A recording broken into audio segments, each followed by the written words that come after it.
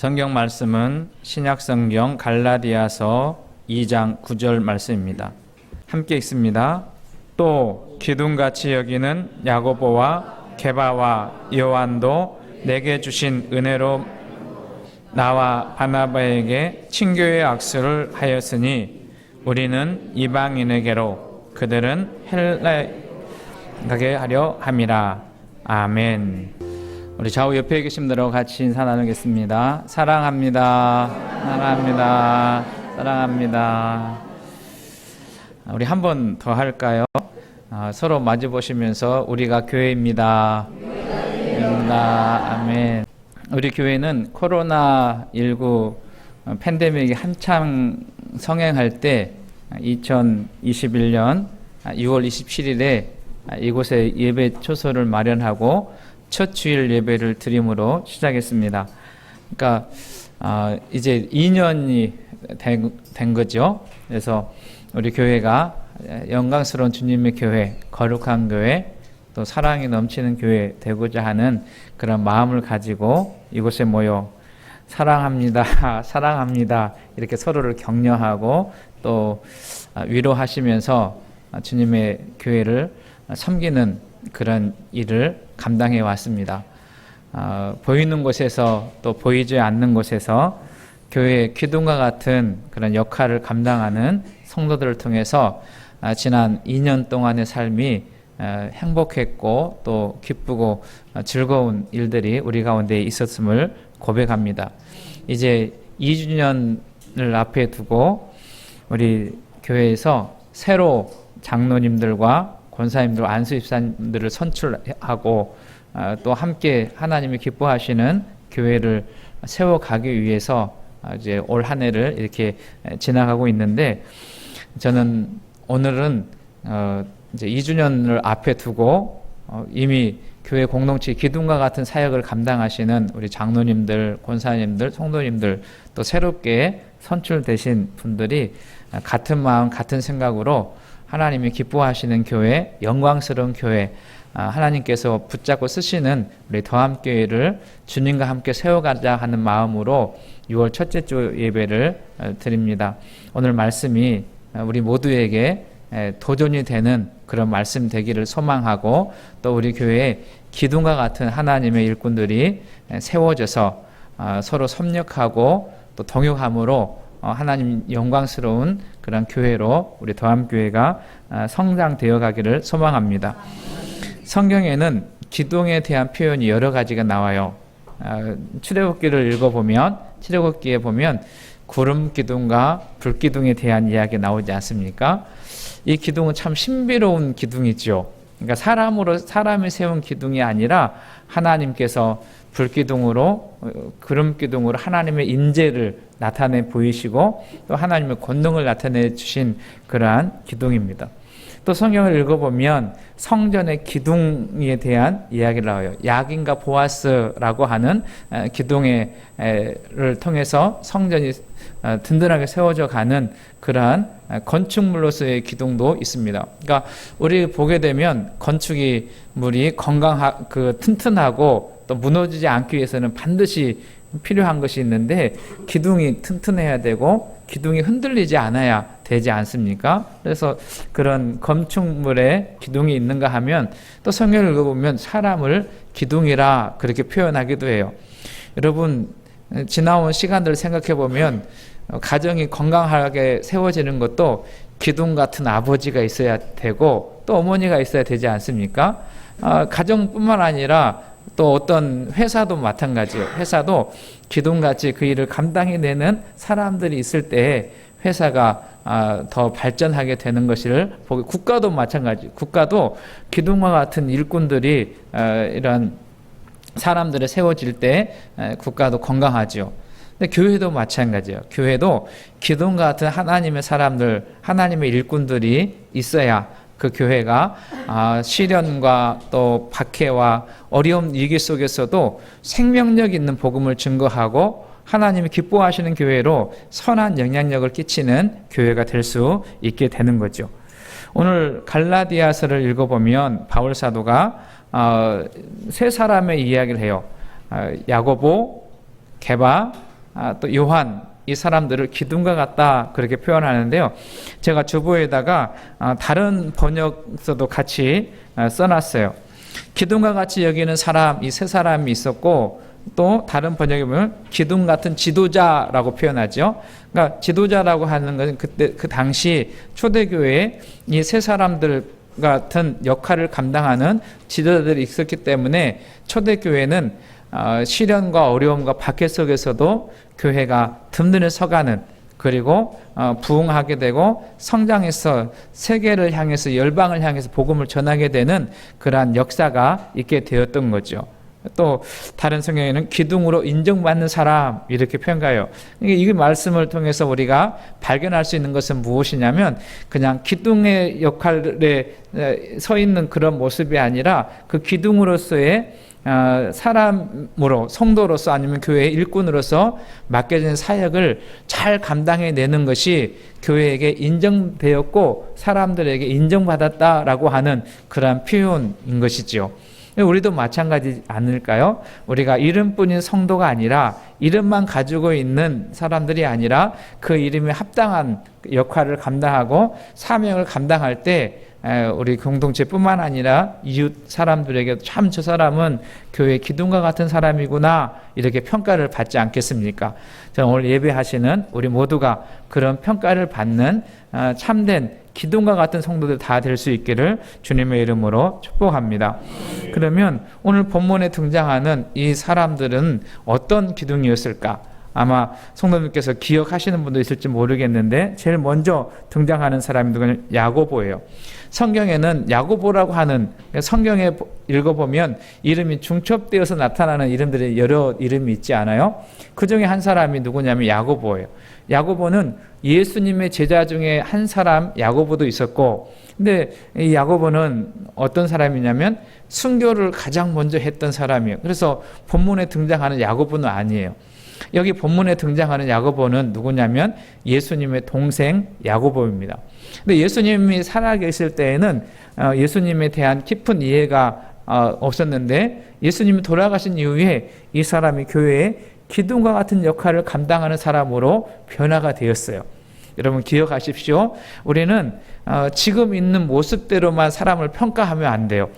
언제 어떻게 변화돼서 주님의 기둥과 같은 역할을 하는 사람이 될지 모르니까 여러분 사람들을 함부로 평가하거나 판단하지 않고 그 오히려 위해서 기도해주는 저와 여러분 되시기를 주의 이름으로 축복합니다.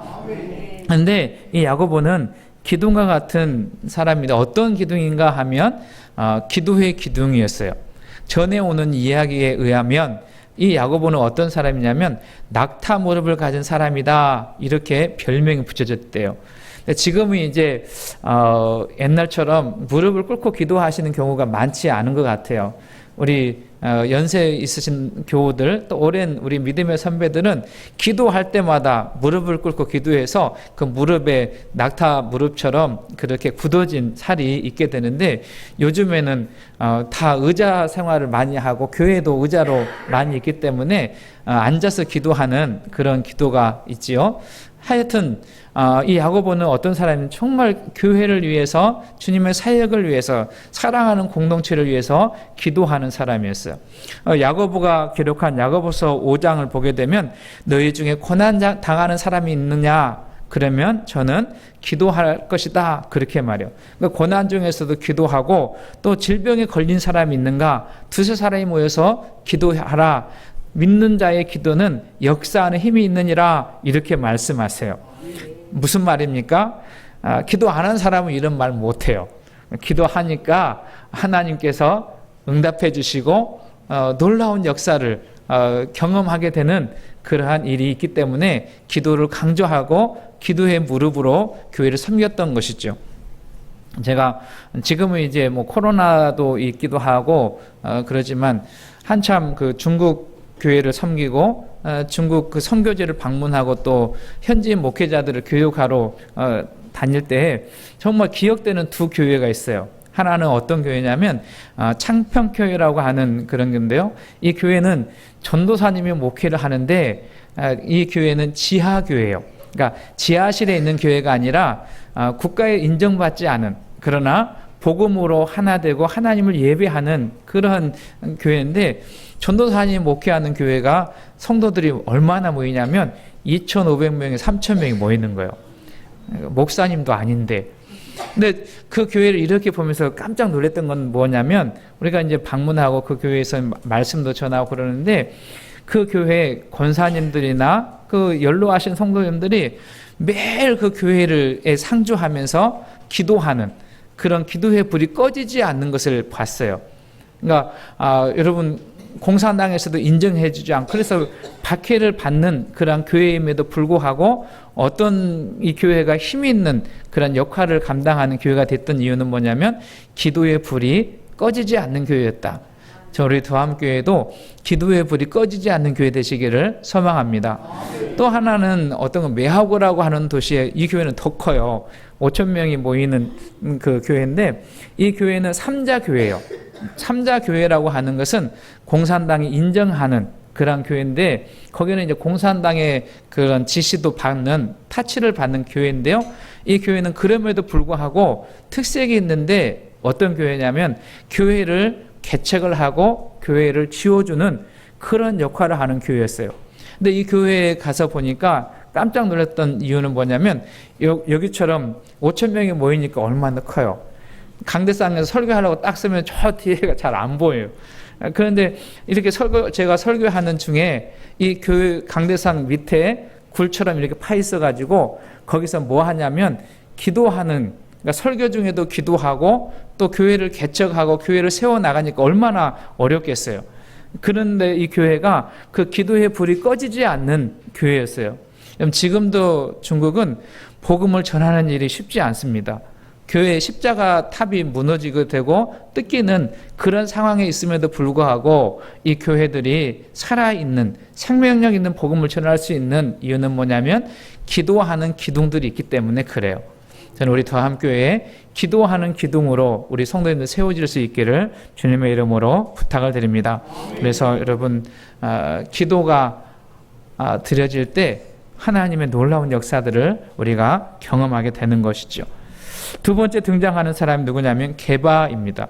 게바의 다른 이름은 베드로예요. 이 게바라고 하는 말은 히브리 말로 게바고요, 헬라어로는 베드로라고 하는 거예요.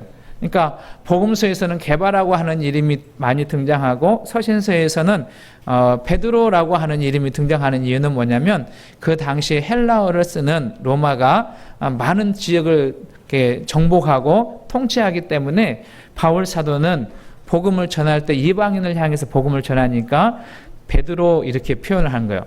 이 베드로의 말의 뜻은 뭐냐면, 잘 아시는 것처럼 바위, 반석, 이런 의미가 있는 것입니다. 그런데 원래 우리가 베드로를 읽어보면, 복음서에 등장하는 베드로를 읽어보면 흔들리는 갈대와 같은 사람이에요. 어떨 때는 믿음이 있는 것 같이 보이지만 또 어떨 때는 믿음이 전혀 없이, 예를 들어서 예수님을 3번이나 부인하는 그런 일이 베드로가 가지고 있는 성향이었어요. 그런데요, 이 베드로가 믿음의 기둥과 같은 역할을 감당할 수 있었던 요인은 뭐냐면, 사도행전을 읽어보면 오순절 마가의 다락방에서 성령을 받은 이후에 베드로가 흔들리지 않는 반석과 같은 믿음의 기둥의 역할을 감당하는 것을 보게 됩니다. 여러분, 베드로가 성령을 받은 후에 예수 그리스도가 부활했다, 그 사실을 증거하니까 유대인들이나 바리새인들이 베드로를 잡아서 감옥에 가두고 신문해요. 다시는 그 이름을 증거하지 말아라, 그렇게 위협을 합니다. 그런데 베드로가 어떤 이야기를 하냐면, 사람의 이야기를 듣는 것과 하나님의 이야기를 듣는 것, 어느 것이 좋은가 생각해봐라. 나는 하나님의 말씀, 하나님의 이야기를 듣겠노라 하고 여전히 복음을 전하는, 믿음이 흔들리지 않는 그러한 사역을 감당해내는 걸 봅니다.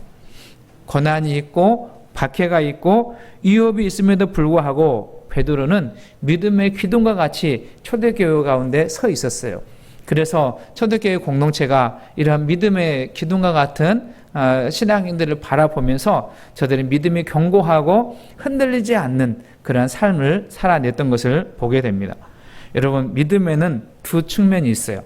몇 측면이 있다고요? 두 측면이 있는데, 하나는 뭐냐면 구원의 확신에 대한 믿음입니다. 저는 우리 교회 속해 있는 성도님들이 또 영상으로 예배하는 교우들께서 구원의 확신을 갖는 믿음이 있기를 주의 이름 축원합니다. 여러분, 구원의 확신이 무엇입니까? 예수 그리스도께서 이 땅 가운데 오셔서 나의 죄를 다 십자가에서 용서해 주시고 나에게 새 생명, 하나님의 자녀가 되는 복을 주신 은혜인 것을 이야기합니다. 아마 대부분 교회 성도들은 이 믿음의 확신을 가지고 있을 줄로 압니다. 이 믿음이 흔들리지 않기를 소망합니다. 두 번째 믿음이 있어야 되는데 무슨 믿음이냐면 임마누엘의 확신이요. 같이 할까요? 임마누엘의 확신. 오늘 이 시대를 살아가는 우리들에게 꼭 있어야 될 믿음이 임마누엘 믿음이에요. 임마누엘의 뜻이 무엇입니까? 하나님이 나와 함께 하신다. 여러분, 이 사실이 믿어지십니까? 여러분, 우리 믿음의 선배들은 고난과 어려움과 박해와 시련 속에서도 주님이 나와 함께 하신다라고 하는 이 확신 있는 믿음을 가지고 살았어요. 여러분, 이 믿음을 갖게 될 때 위협도 박해도 또 어려운 시련도 이겨낼 수 있는 힘이 되는 것이죠. 그 믿음이 저는 오늘 예배하시는 우리 모두에게 있기를 소망합니다. 주님은 내가 좋을 때도 함께 하시고 내가 어려울 때에도 고통과 신음 가운데 있을 때에도 주님은 함께 하시며 우리의 힘이 되어주시고 우리의 도움이 되어주신 줄로 믿습니다. 그래서 베드로는 그 위협 속에서도 내가 하나님의 말씀을 전하고 그 하나님의 말씀 안에 있는 것이 옳은 것이다 라고 선포하면서 그는 믿음이 흔들리지 않는 성도의 삶을 살아갔습니다. 세 번째 등장하는 사람이 누구냐면 요한이에요. 요한은 요한복음과 요한 1서, 2서, 3서, 요한계시록 이 5권을 요한서신이라 이렇게 말하는데 이 5권의 주제는 가장 많이 이야기하는 이야기가 뭐냐면 사랑에 대한 이야기예요. 하나님은 사랑이시라. 형제들아 우리가 서로 사랑하자. 서로 사랑하는 것이 맞다. 그렇게 말하면서 사랑의 이야기를 합니다. 여러분, 제자 중에 순교하지 않고 끝까지 산 사람이 누구냐면 요한이에요. 요한은 다른 제자들이 다 순교하고 그리고 하나님 나라에 갔는데 여전히 그는 90이 넘는 큰 100세의 그런 인생을 살아갈 때 항상 그는 교회를 섬겼고 교회의 사랑에 대한 이야기를 해요. 예수님께서 십자가에 못 박혀 돌아가실 때 육신의 부모를 부탁한 사람도 누구냐면 요한이다라고 하는 거죠. 근데 요한은 원래 사랑이 충만한 사람은 아니었을 수도 있어요. 왜 그러냐면 요한의 별명이 뭐냐면 우레의 아들, 성격이 아주 불같은 사람이요. 그래서 사람들을 때로는 책망하기도 하고 또 그는 어떤 측면에서는 자기 중심이 강한 그런 사람이었어요. 그런데 예수님의 은혜, 주님의 사랑 안에 거하면서 그가 사랑의 기둥과 같은 역할을 감당했던 삶을 살아가는 것을 봅니다. 여러분, 지금도 마찬가지지만 우리가 가장 많이 쓰는 단어 중에 하나는 뭐냐면 사랑이라고 하는 단어예요. 저는 우리가 요한이 이야기하는 것처럼 말과 혀로만 사랑하지 말고 행함과 진실함으로 사랑하는 사랑의 공동체가 되는 우리 더함교회 되시기를 주의 이름으로 축원합니다. 아주 중요한 개념인데요. 교회에서도 마찬가지 우리가 늘 사랑합니다 이렇게 고백하지만 이 고백이 우리의 입술의 고백만이 되지 않고 우리의 삶에서 열매가 맺는 사랑의 열매가 풍성하게 맺히는 우리의 개인적인 삶이 될 뿐만 아니라 우리 더함교회 공동체의 사역이 될 수 있기를 소망합니다.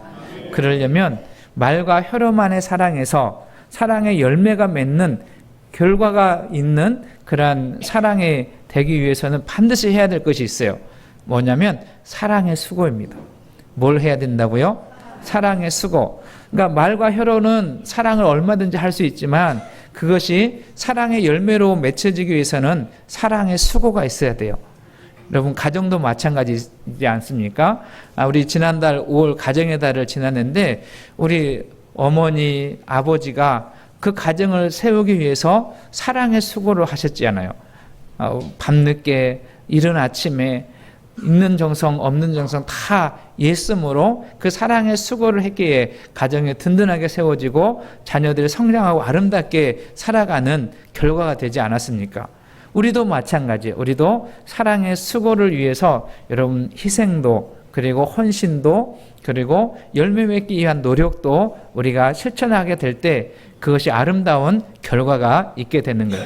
믿음도 마찬가지예요. 우리가 믿음이 견고하고 흔들리지 않는 믿음을 갖기 위해서 있어야 될 게 무엇이냐면, 여러분, 믿음은 말로만 되는 것이 아니라 그 믿음이 진보를 위해서 우리가 힘쓰고 애쓰는 그러한 일이 우리 가운데 있게 될 때 아름다운 믿음의 열매들이 맺혀지게 되는 것이죠. 저는 저와 여러분들이 우리 더함교회 공동체가 사랑을 입술로만 말로만 하지 않고 그 행함과 진실함으로 우리의 사랑의 수고를 다함으로 우리 교회 공동체가 오고 오는 사람들에게 선한 영향을 미치는 그러한 교회 사랑의 공동체가 될 수 있기를 주님의 이름으로 축원합니다. 세 기둥을 살펴봤어요. 하나는 베드로를 통한 믿음의 기둥, 야고보를 통한 기도의 기둥, 요한을 통한 사랑의 기둥, 또 하나의 기둥이 있어요. 오늘 갈라디아서를 기록한 사람이 누구냐면 사도 바울인데요. 사도 바울은 어떤 사람이었냐면 복음을 전하는 기둥이었어요. 선교의 기둥과 같은 역할을 했던 사람이 베드로입니다. 바울입니다. 여러분 보십시오. 오늘 갈라디아서 2장 9절 말씀을 읽었는데요. 2장 9절 말씀에 보면 또 기둥같이 여기는 야고보와 게바와 요한도 내게 주신 은혜로 알므로 나와 바나바에게 친교의 악수를 하였으니 우리는 이방인에게로 그들은 할례자에게로 가게 하려 함이라, 이렇게 말해요. 여기 끝에 나와 있는 표현이 가게 하려 함이라, 이런 표현이 있지 않습니까? 무엇하러 가라는 거예요? 우리는 이방인에, 여기서 우리는 누구냐면 바나바와 바울이에요. 그리고 그들은 누구냐면 앞에서 우리가 살펴본 야고보, 베드로, 요한이에요. 그들을 우리는 이방인에게로 그들은 할례자에게로 가겠다라고 하는 이 말은 뭐냐면 그들을 통해서 생명의 복음을 증거하는 하나님 나라를 전하고 예수 그리스도의 증인이 되는 선교의 사명을 주셨다라고 하는 것입니다. 그래서 우리가 아는 것처럼 우리 예수님과 함께 했던 제자들은 할례자의 믿음의 사람들에게로 가서 복음을 전하고 교회를 든든히 하게 하는 역할을 감당하고, 바나바와 바울은 믿지 않는 이방 지역에 가서 복음을 전하고 하나님 나라를 선포하는 교회의 기둥과 같은 역할을 감당함으로 교회가 생겨나게 되고 교회가 확장되게 되고 교회가 오늘 우리들에게까지 주님을 믿게 하는 그런 통로로 쓰임받게 되었던 것이죠. 찬송가 442장에 보면 저 장미꽃 위에 이슬이라고 하는 찬양, 잘 부르는 찬양인데요. 3절 보면 이런 가사가 있어요. 밤 깊도록 동산 안에 주와 함께 있으려 하나. 그러니까 주님과 함께 있는 것이 좋고 주님과 함께 있는 것이 행복하고 주님과 함께 있는 것이 우리의 마음이지만 주님은 괴로운 세상에 할 일 많아서 날 가라 명하신다. 이 세상에 우리를 보내셔서 무엇 하기를 원하시냐면 이 괴롭고 힘들고 수고하고 애쓰고 좌절하고 낙심하는 사람들에게 생명의 복음을 전하고 저들을 구원하고 저들을 살리는 일을 사명으로 맡겨주셨다. 다시 말하면 복음을 전하는 선교의 사역을 맡겨주셨다라고 하는 노래를 하고 있는 것이죠. 그래서 바울은 이 사명을 감당하는 교회의 기둥과 같은 역할이에요. 그래서 교회가 건강하고 또 아름답게 세워지고 선한 영향력을 끼치고 영광스러운 교회가 되기 위해서 오늘 본문 말씀을 통해서 우리는 4가지 기둥을 살펴보았어요. 저는 우리 더함교회가 기도의 기둥과 그리고 믿음의 기둥과 사랑의 기둥과 영혼을 구원하는 선교의 기둥과 같은 하나님의 사람들이 세워져서 그 사역을 잘 감당해내는 은혜가 있기를 주의 이름으로 축원합니다. 생각해 보셔야 돼요. 여러분, 나는 어떤 기둥으로 교회 가운데 있습니까? 여러분, 이 기둥의 역할은 아주 중요해요. 기둥이 해야 될 일은 뭐냐면 기둥은 움직이면 안 되는 거잖아요. 기둥이 힘들다고 이렇게 움직이고 저리 움직이면 건물은 세워지지 않지 않습니까? 그러므로 여러분 교회 기둥으로서 여러분 흔들리지 않는 그러한 역할을 감당해 내시기 바라고, 또 기둥은 뭘 하냐면 짐을 지는 거죠. 지금 우리 건물도 기둥이 이 짐을 지고 있지 않습니까? 주님은 우리에게 주의 사역을 위임해 주신 그러한 짐을 우리가 지고 있습니다. 그래서 우리 각자 주님께서 맡겨주신 그 사역을 잘 감당해내는 주의 일꾼들 되시기를 주의 이름 축원합니다. 또 우리가 기둥의 역할을 감당하기 위해서 우리 지난주의 말씀을 잠깐 생각해 보면 그 6월 1일 날 올삭기도의 말씀을 잠깐 생각해 보면 주님께서 우리를 사도로 또 선생으로 교사로 목사로 세우신 이유가 있는데, 그게 뭐 성도를 온전하게 하고 봉사 일을 하게 함으로 몸된 교회를 그리스도의 몸을 세우려 하심이라 그렇게 말씀하셨어요.